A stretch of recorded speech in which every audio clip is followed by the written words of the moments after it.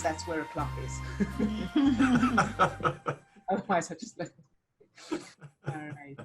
So, I thought Steve was up there on a chair.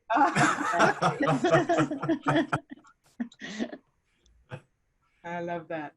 So how's everyone doing today? So I think we'll do what we did yesterday and pop round to each person, find out how you're doing, and if you have any questions, any experiences that you want to either share or ask about, or anything like that. And then, so the same sort of format as we did yesterday. So I'm going to ask each person who's on camera first, and then anyone who's not on camera, if you'd like to speak, just unmute yourself. And if you would rather remain anonymous, of course, just pop it in the chat, your comments and questions and requests for help. And of course, as always, any targets you'd like us to aim at today. So I'm going to mute everyone first. But you can unmute yourself if you need to. All right, so starting at the top of the screen with Cheryl. Hi, Cheryl, how are you? Good morning. Good morning. I think I'm doing pretty well this morning. Feeling good, excited to be here. I went out on a little errand to the bank, which I haven't done. I haven't really gone anywhere. I went to the drive up and I realized everyone else was using gloves. I was like, oops. Oh. Oh well. But yeah, so it was nice to get out and go and see the trees, you know, see the post road even for once. Even though I don't usually miss that. But anyway, I'm feeling very good this morning. I'm happy to be here with all of you, so thank you. Oh, good. I'm so glad that you're with us, Cheryl. Thank you. Thank you for sharing that. Yay.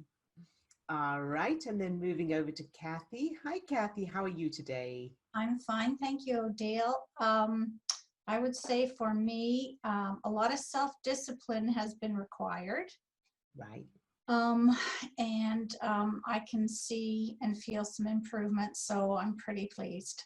Oh, I'm so glad to hear that. Well done, you. I'm very, very glad to hear that. Good job. Yes, quite right too. Oh, very good.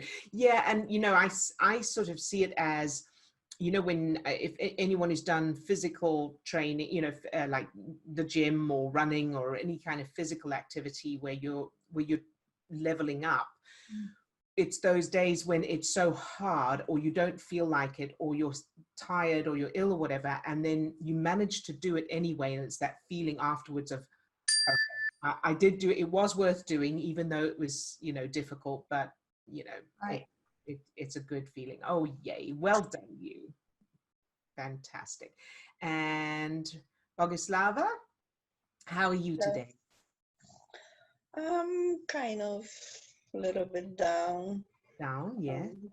Yeah, I don't know. I feel weird, scared. A lot of things going on in my mind, like many things, and job, and I don't know what to do. Okay. All right. So well done for being here, first of all. It's the best place you can be. We're really glad to have you with us. And so one of the things, of course, to look at, and we'll come back to this later on as well, is where you're putting your focus. So, you know, when you say there's lots of things in your mind, so what I've said to people before as well, something to become aware of is when something comes into your mind, notice what you do with it. Notice how you answer it or where you go with it. So for example, if I know I did this with myself a long time ago, where I would have this thing of, I don't know what to do. And I would catch myself walking around the house saying out loud, I don't know what to do.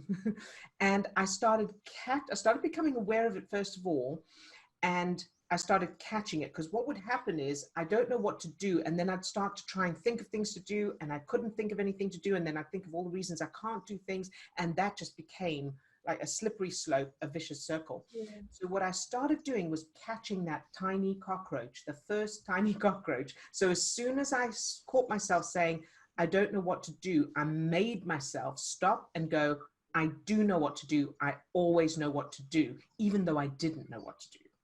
So as I was feeling the feeling of I don't know what to do, I made myself say out loud, I do know what to do. I always know what to do. So it's just correcting it the whole time. And that made a big impact. So I did that yesterday, but today again, I forgot even about that. Like, I don't know.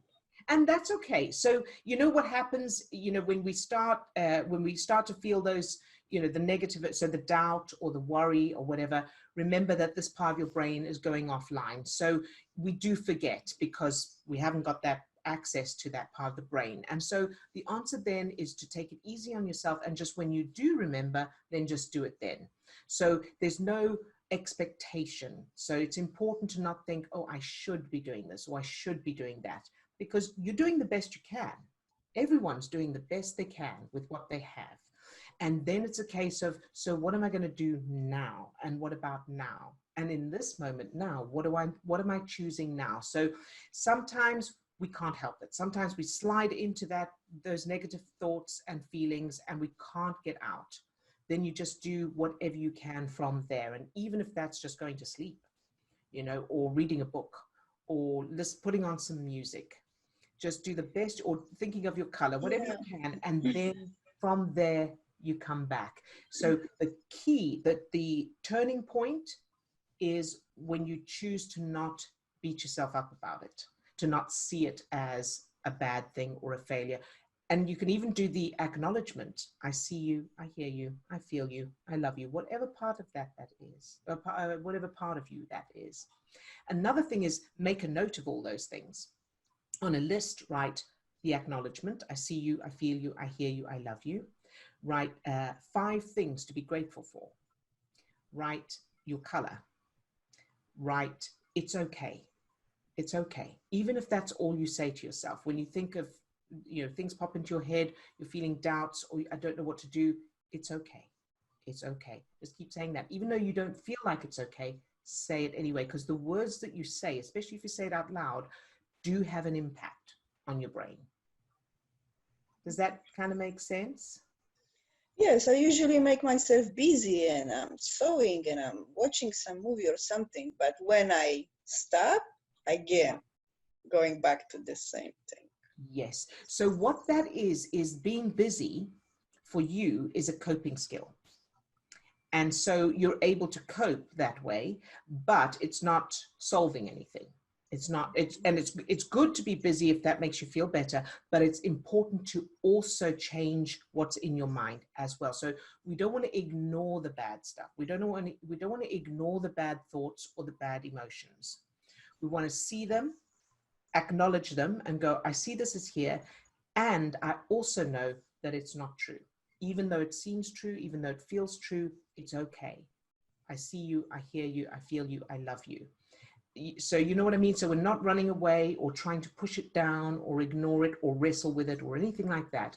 So when you do your activities like sewing and whatever else you do to feel good, do those with the intention of coming back to whatever this negative thing is and changing it, so that you're not just escaping all the time, because it doesn't go away when you escape. Yeah, it goes to the back of your head and comes back again when you stop, as you say. So you want to make sure that you address it.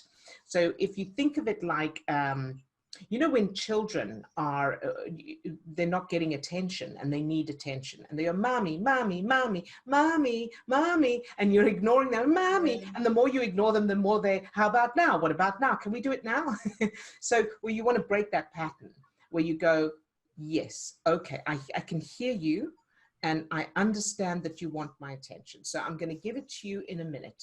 Okay, so you're addressing it. So one moment, I'll be with you just now, so that you're not just ignoring, so because the nagging just keeps coming. So if you see those thoughts and feelings as children trying to get your attention, and all they want is love. They just want love. Even those thoughts, those negative thoughts and feelings just want love. And as soon as you aim love at them, they transform. Because they can't survive. They can't survive in that form. Darkness cannot survive in light. But yeah, I'm using the superpower. I'm sending the love, whatever I'm thinking. But you see, the thing is, like you say, with no expectation. I already expect something to change. And it's like, I shouldn't do that, but it's coming itself. I don't know. I always expect changes because I want to change so badly and it's not coming. Of course, and that's understandable. And that's the tricky bit. That's the skill. That's the skill, is getting that dividing line. So you have the Superpower book, right? You have a superpower. You read that again. Read that book through again, because it'll remind you of that unconditional bit and how to tune into, how to resolve that apparent contradiction between I am doing this to change something, but I need to not want to change it. So that's a tricky contradiction. But if you reread that and practice the exercise, you will eventually tune into that. And then sometimes you'll fall off again, but you just get back on. So it's about repetition, and it's about also not seeing when during these times when it's difficult, when you aren't able to tune in, or it's you're experiencing these, the thoughts and the feelings, and that it's important to not buy into that and give it any meaning. It's just part of the journey. It's part of the process. It doesn't mean it doesn't work. It doesn't mean you're doing anything wrong. And it doesn't mean you shouldn't or you should or anything like that. It's just sore muscles. When you're lifting weights, it's just the muscles are hurting at the moment. You just take it easy, do whatever it takes to be kind to yourself, knowing that after a period of time, you'll be able to continue again. And I know, really, I can't tell you how well I know the feeling of when it looks like it's not working, how convincing that is and how real that feels. But having come out the other side with a lot of turmoil, a lot of drama, I can promise you that as long as you keep moving forward, and as long as you don't allow yourself to buy into the negative things, you look at it and you go, this is like a really good, a really well-made scary movie. It looks so real. It seems so scary and so real, but it's not. All right. And I hope that helps. And today, when we go through the exercise and that, I'm sure that will also help to bring you out of it a bit. Okay, thank you. All right. You're very welcome, sweetheart. All right. And on to Katrina. How are you doing today, Katrina, in the beautiful Irish sunshine? Yes, I decided today not to do any work, not to open a book, not to search for, be the detective and look for something. Yes. So all books closed, and went for a 5-mile walk. Nice. And yes, I just felt that I needed a break, so that's what I done. Good for you. And that is really important, and thank you for sharing that, and thank you for giving that example, because especially when we're trying to change stuff in ourselves, a lot of the time we feel like we should be doing it all the time. And that's like saying, I want to get stronger, so I need to be lifting the weights all the time. And you need time in between for your muscles to recover. In the same way, you need time for the changes, the physical changes in your brain to take place and for the information to be processed. So taking that time out is really, really important. And so I can share one of my tips here as well, is that I don't know, a few years ago, I started to pay attention to how I was feeling. So just after what Boguslava was saying as well, I used to push myself. I had this work ethic, and I used to push myself with self-development as well. With anything that needed doing, I would force myself, forcing with physical exercise, forcing with work and everything else. And what I started to do is I started to pay attention. And when it was a day where I could tell I was not feeling good, I was feeling down, or I was feeling irritable. That was a big one of mine. I used to feel very irritable or frustrated or anything like that.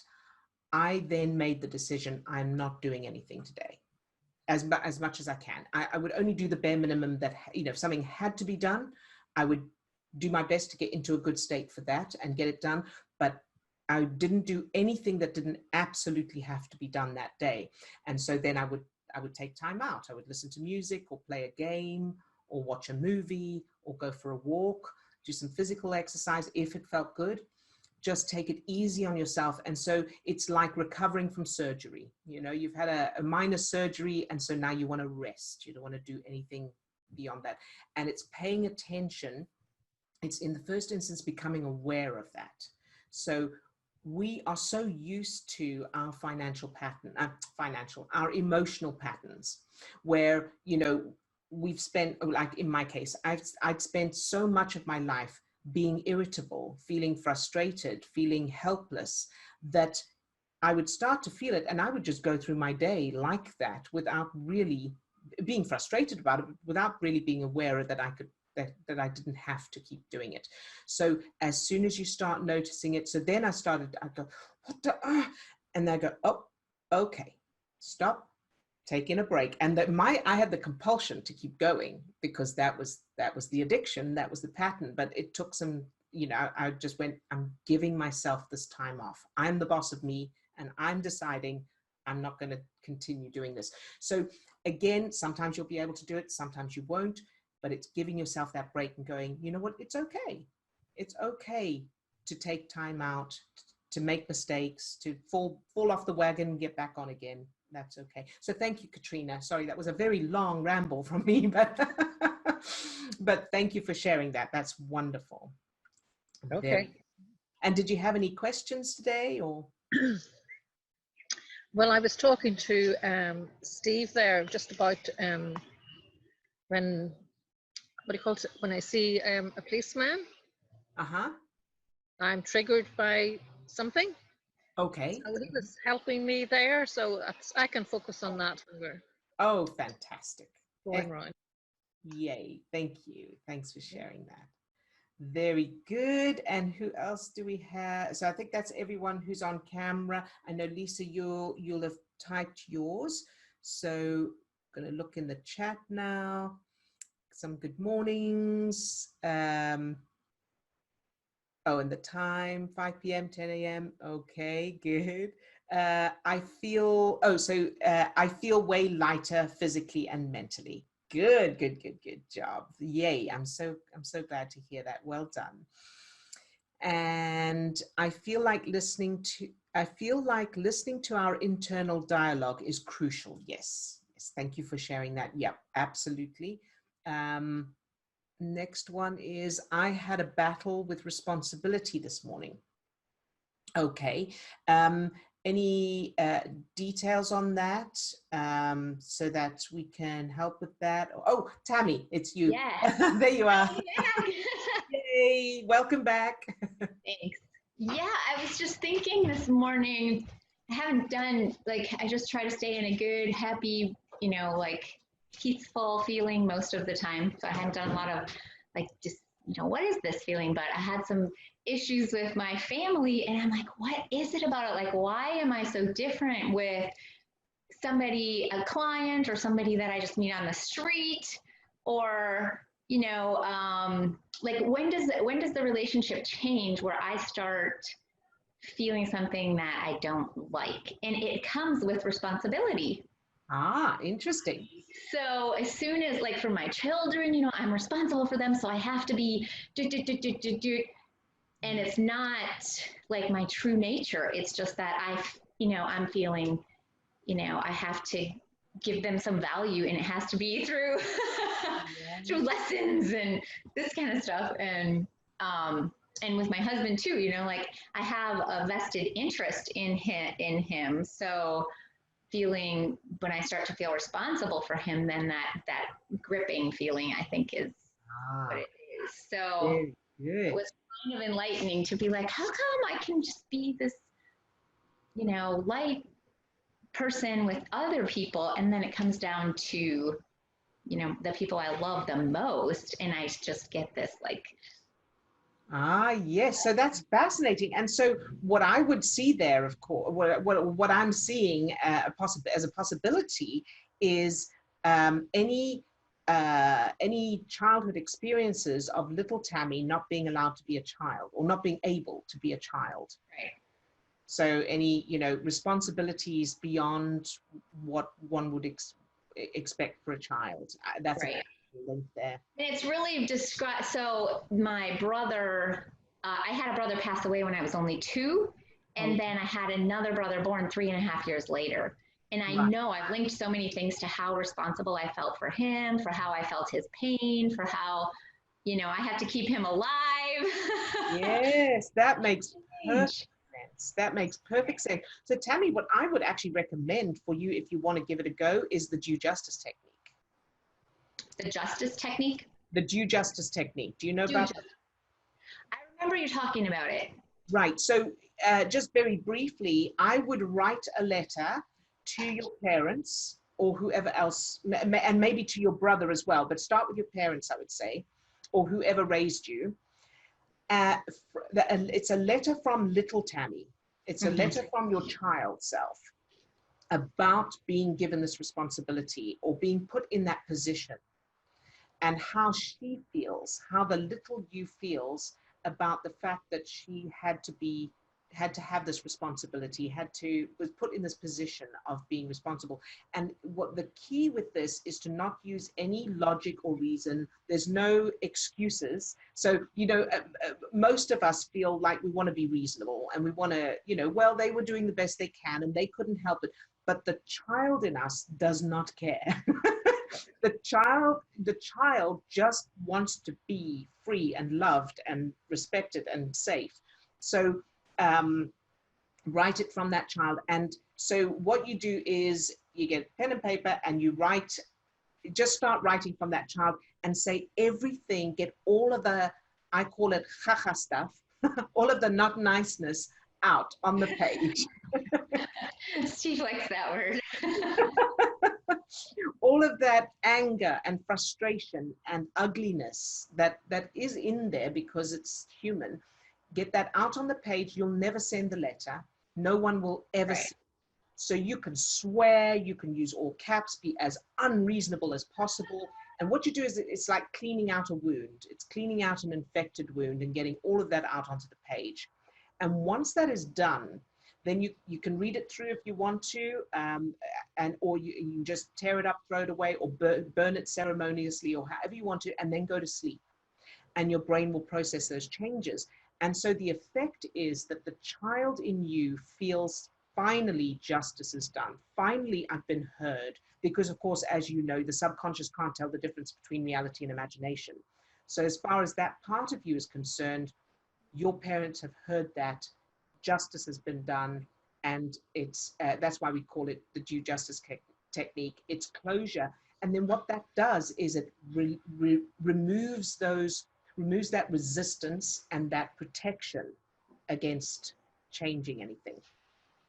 And I think you'll notice a powerful shift. And then when you change memories, it'll be much quicker as well. And of course, that child in you won't still be feeling that resistance and frustration and anger and resentment about responsibility because she will have been heard. Does that make sense?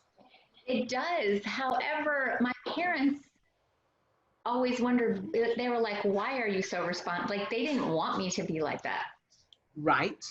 It was something I took on for, I mean, the only thing I can figure is I just saw that they were sad when we lost a brother and I was responsible for their feelings or something. So that's the part that I'll. So you can do that. And so even if it's not to your parents, just start writing the feelings there from that child. So to whoever, to whatever, it could be to your brother who died. You know, why did you have to die and put us in this situation? As you just got to get started. As you start, your subconscious will take over and stuff will come up that you didn't know was there.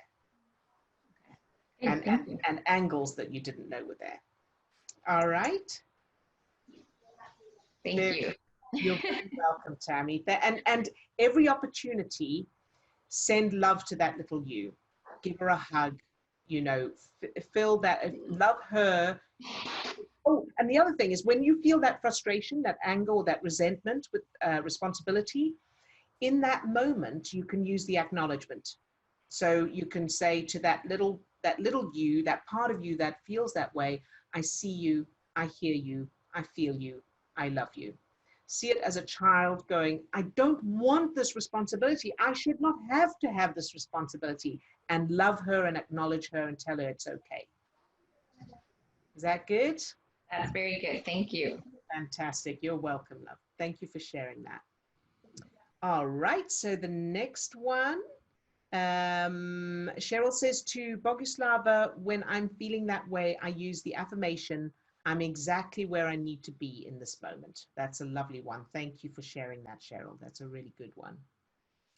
And again, because that takes out the resistance, the clashing, the arm wrestling. So it helps to lower that, those negative emotions. So that's very good advice.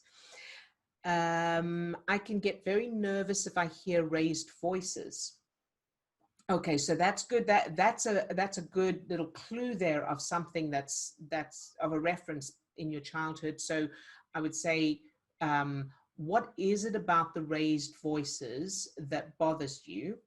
Number one, if there is anything in particular, and number two, what's the feeling there? So you say you get nervous when you hear the raised voices. So then you want to look for your childhood. Where did I get nervous? The same kind of nervous.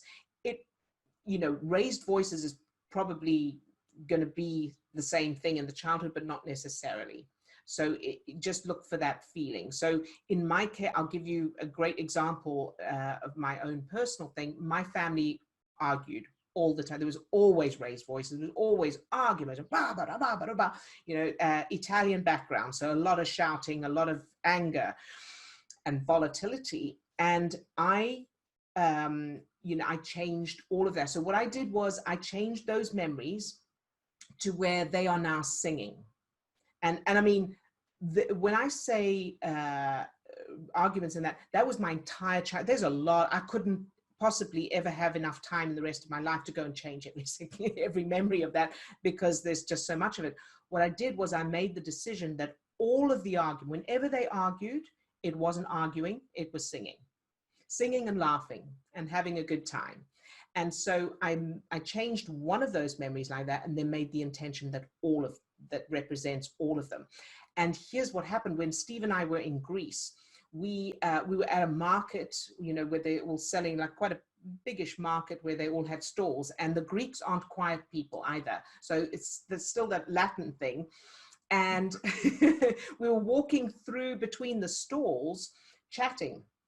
And as we got to the end of this area, I said to Steve, oh my goodness, I've just realized we've been walking between these people who have been shouting to each other across us.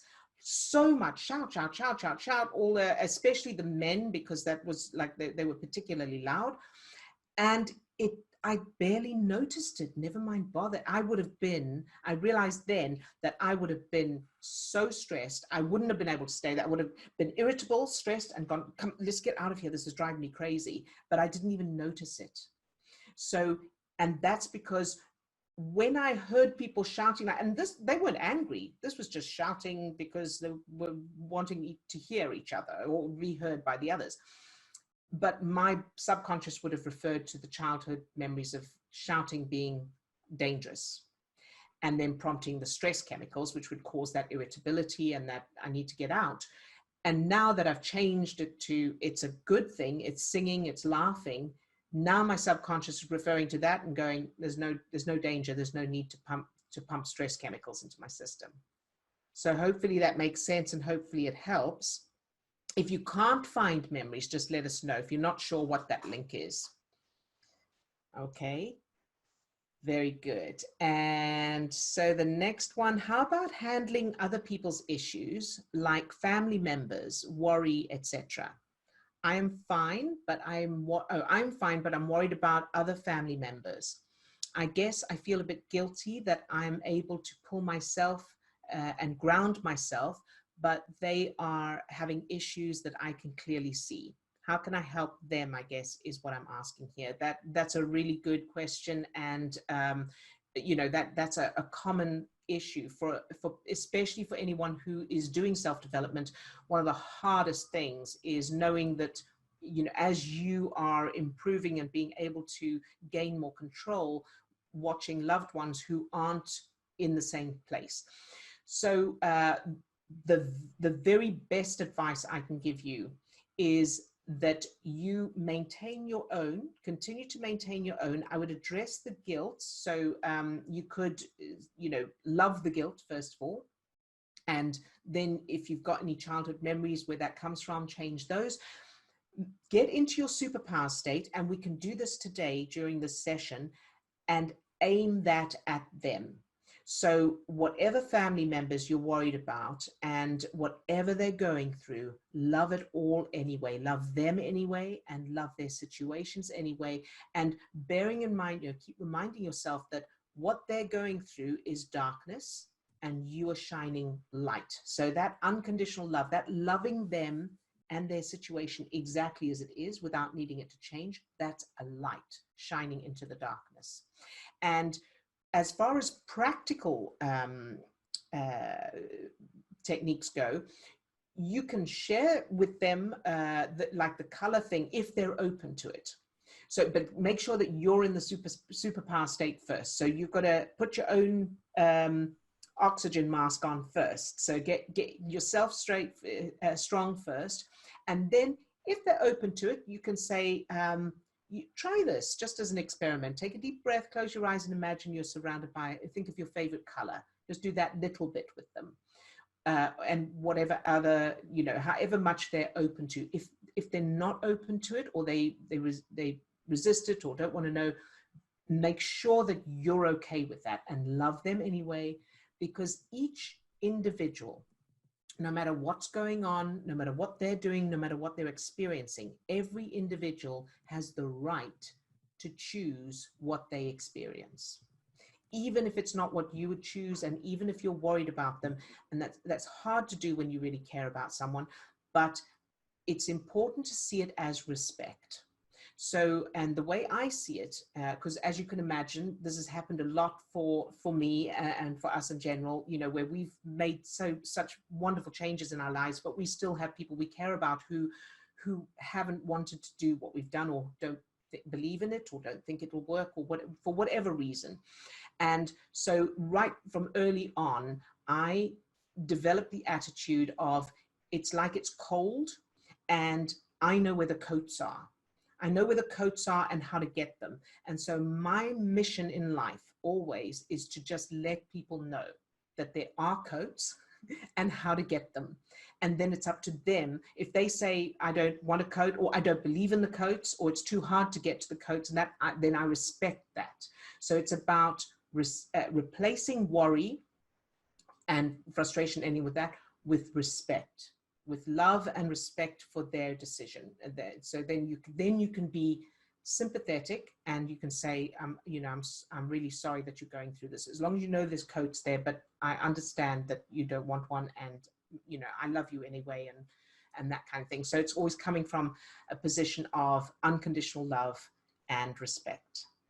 So I hope that helps, but let us know if you need more on that. And let's see. The next one, I'm sorry I can't join with video, but I'm doing well, good. I practice my superpower when I'm in the loo. That's good, well done. Is it normal to have a recharge, or to have to oops, there's too many chats coming in. Not too many, I'm just joking. Is it normal to have to recharge my word with the feeling of my superpower when it's not as strong? Sure, and so sometimes that can happen, and that's okay. And so, you know, do whatever it takes. And sometimes the word won't work at all, and you'll need to go back to the beginner's exercise, and that's okay as well. And so love the fact that you have to recharge the word, or love the fact that you have to go back a few levels. The key is that you are able to, that you are able to love what you can't manage to do, or that's the trick there. So good job. And yes, that can happen. So that's perfectly normal. And next one. So I had a very critical, complaining parent I could change one memory of that to she was appreciating me, then intend that all situations like that, she was appreciating me. Yes, exactly. So, and I had a similar thing where my mum used to say, don't be so stupid, Odile. She said that a lot. And so I changed just one incident of that where she's saying, I'm so proud of you. You're perfect exactly as you are. I love you, that kind of thing. And then I just went, that replaces all of the don't be so stupid. So fantastic. Very good. Someone says fantastic. Very good. And oh, Carrie says you may use my name. Thank you, Carrie. So Carrie was the one doing the superpower in the loo and recharging your word. So thank you, Carrie. Fantastic. And yes, so that is normal.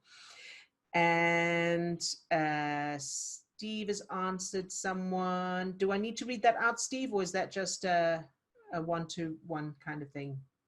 Oh, you can go ahead. It was just in addition, in addition to the other one earlier. Oh, right. Yes. So yes, I would recommend that you start with going back to your mother's childhood. Oh, this is the critical parent. Fantastic. Yeah. Yes, so this is useful for everybody else as well. So the critical parent, Steve says, I would recommend that you start with going back to your mother's childhood and give her the childhood that she should have had. Seeing her being raised by parents that loved and encouraged her, because if she'd had a different child, if she'd had that childhood, she would have been a different mother. Then changing those negative memories of your childhood will shift easier. So yes, that's the generational rewrites are very, very powerful. And we encourage everyone to do that. Rewrite your parents' and grandparents' childhoods, because if they've been treated differently as children, they would automatically have been different as adults. And that makes it easier to change. And she says, got it. Thanks, Stephen Odile. You're very welcome. All right, so let's do the exercise and let's aim it at, now if I forget a topic, if I forget something to aim at something, please feel free to remind me. But I think the ones I can remember are Bogislava and the one with the raised voices, the one with the family members that you're worried about. That's good. Okay. So, and the complaining parent. All right. Those are the ones that I've got. If there are any others, let me know. And so take a deep breath, close your eyes, and go into your superpower state. Either by repeating your word or phrase, or by going through the little exercise with your color and the person, animal, place, or activity you love. Feel your heart opening and expanding. Very good.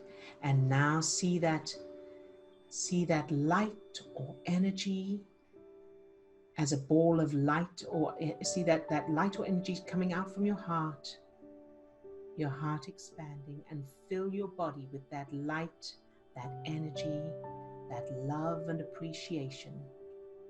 Fill each of your cells, love each one just for existing. Very, very good. And now, paying attention to that expansive feeling and that light or energy, allow it to overflow from you and fill the whole room you're in. Feel that expansiveness, that power coming out from your heart. Good job. And now think of your subject and imagine they don't want to be with you, and maintain that state. Keep them filled with that love, that light, that energy anyway. Very, very good. And now let's aim that light or energy at Bogislava. Fill her from her toes to the top of her head, out to her fingertips, with that love just for existing, that light, that energy. Now I want you to think about the thoughts, the negative thoughts, the worries, the doubts that occur, and fill those with that light or energy as well. Love those negative thoughts. Love those doubts. Love those negative feelings. Love them all anyway. See her shining with that light, that love. Very good. And now I want you to think of fear in general and love fear. So fill fear with that light, that energy, that love, exactly as it is. Very, very good. All right, and now we're going to move on to the person with the family they're worried about. So that guilt, fill the guilt with love and light, that energy, all the guilt, all the worry, and fill that person with love and light from their toes to the top of their head, out to their fingertips. Love them just for existing. And now think of their family members that they're worried about, and fill those people with love and light, that energy anyway. Love them exactly as they are, even if they never change. Shine that light into that darkness. Very good. And now let's move on to the person who gets nervous with raised voices, and fill her with that love, that light, that energy, from the tips of her toes to the top of her head and out to her fingertips. Love her just for existing. And now think of the raised voices and love them. So shine that light into those raised voices and the people who raise their voices, and the effects, the nervousness, the effects of those raised voices. Love it all anyway. Shine that light. Very, very good. And now let's go on to the critical complaining parent, and love that person who has that critical complaining parent. Fill her from the tips of her toes to the top of her head, out to her fingertips. Love her just for existing. And now love the parent, the critical parent. Fill them with that love, that light, that energy. Love them just for existing, even with their criticalness. Good job. And now let's think about Katrina's nervousness of the police. And I want you to fill Katrina with that love, that light, that energy, from her toes to the tip of her head, or the tips of her toes to the top of her head, and out to her fingertips. See her being filled with that light, that energy. Love Katrina just for existing. And now think of her nervousness of the police and wherever that comes from, and fill her with that, fill that nervousness with that love, that light, that energy, and the police and everything around that. Love it all anyway. And now let's think of the responsibility. So Tammy with her responsibility. So fill Tammy from the tips of her toes to the top of her head and out to her fingertips with that love, that light, that energy. Love Tammy just for existing. And love that little Tammy, the little child Tammy. Love her just for existing, perfect exactly as she is. And now fill the responsibility with that love, that light, that energy. All the people she's responsible for, fill them with that love just for existing. and feel the responsibility with that love, that light. Love it all anyway. And all those dealing with children at the moment, fill them with that love, that light, that energy, and fill the children with that love just for existing. Fill them all with that light, that energy. And now let's go round to anyone we haven't addressed, we haven't filled yet. So let's do Lisa from the tips of her toes to the top of her head and out to her fingertips with that love, that light, that energy. Love Lisa just for existing. Very good. And now Cheryl, from the tips of her toes to the top of her head and out to her fingertips, fill her with that light, that energy. Love her just for existing. Very, very good. And now Kathy, again with the light and the energy from the tips of her toes all the way to the top of her head, out to her fingertips. Love Kathy just for existing. And now Carrie, love Carrie just for existing. Fill her with that light, that energy, from the tips of her toes to the top of her head, out to her fingertips. And now everyone else who's on this call who doesn't have their video on, but we know that they're with us, so everybody who's incognito on this call, fill them from the tips of their toes to the top of their head and out to their fingertips with that love, that beautiful light, that energy. Love them just for existing exactly as they are. And now to all the first responders, all the essential workers, everyone who is working on dealing with the current situation of the coronavirus. Love all of them just for existing. Fill them with that light, that energy, and all of the situations that are created at this time as a result of the coronavirus. Love it all anyway. Shine that light into all of the darkness and the virus itself.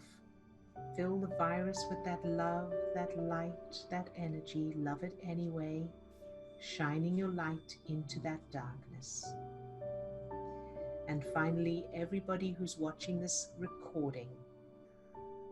So everyone who's watching this recording, fill them with that light, that energy, that love, just for existing. Whatever they're going through, love them anyway. Very, very good. And you can open your eyes. And how was that for everyone? Good. Kathy's going to sleep. Good, good. Excellent. And so any questions? Did I leave anyone out or anything out? Any targets out? Somebody says wonderful. Good. Thank you for sharing that. And so so anything that you'd like to add or ask, let me know. It's lovely that you're all here and doing this. I really do, I know that people can watch the recording as well, but I can't tell you how much I appreciate those of you who do come on live. It really, really makes a big difference. So I appreciate each one of you, and my heart leaps each time I see one of your faces. So it really is lovely to have you with us. Someone says, wow, very nice. The energy was very strong and super beautiful. Good. Yes. And thank you for contributing to it, because this is, of course, such a wonderful collaborative project here that we're doing. So I appreciate all of you taking part. Someone says, my mother-in-law is in a care home in Ontario, and I would love to include her. Yes, absolutely. So let's do that. So take a deep breath, close your eyes, go back into your superpower state, feel that light, that energy, that love expanding from your heart, filling your whole body with that love, that light, that appreciation, that power. And now I want you to aim it at her mother-in-law in a care home in Ontario. See her being filled with that love, that light, that energy. Love her exactly as she is, just for existing. And now see that love, that light, that energy overflowing from her, from the mother-in-law, and filling the whole home, the whole care home that she's in. See that light shining out from her. She's so filled with that love that it's overflowing from her and filling the whole care home and everyone in it. Very good. And now I want you to expand that love, that light, that energy, that appreciation from that care home to all care homes. All care homes in the world, see them all being filled with that light, that energy, that love, just for existing, and everyone in them. All of the people, all of the residents of the care home, and all of those doing the caring. All care workers. See them being filled with that same love, that light, that energy. Love them all, just for existing. And now I want you to think of yourself later today. Think of you later today and fill that version of you with the same love, light, and energy, no matter what. Fill that version of you with that love just for existing, exactly as you are.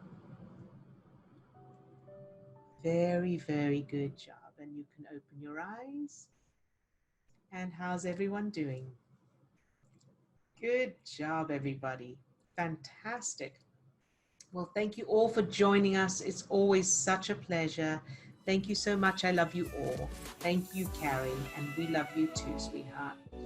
And so lots of love to all of you. Of course, we'll be back here tomorrow again. And we're loving this every day. And Tammy says, love you all. Thank you and love you too. Amazing. Lots of love to all of you. Thank you so much for all the messages. And of course, please do share this opportunity with everyone you know who you think could use it as well. Lots of love to you all. Bye-bye. Have a fantastic rest of your day.